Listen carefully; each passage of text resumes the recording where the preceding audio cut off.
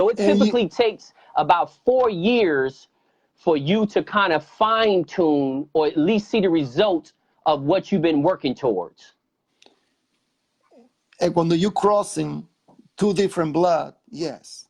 Because from there, you have to use your clinic vision and what do you want? Okay. Because remember, if you have a set of birds, let's say Espanol birds, and you get a set of American bird, you changing 50% of what you got for 50% of what you bring it in. Okay? So if you got your bird in the nice program,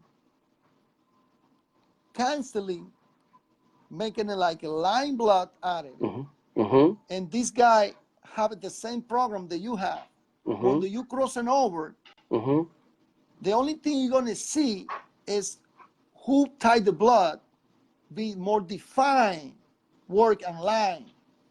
That's going to show up. Who got strong genes, that's what you're going to see in the phenotype. In a phenotype. That's what you're going to see. Right. In the phenotype. That's going to be dominant on it. Okay.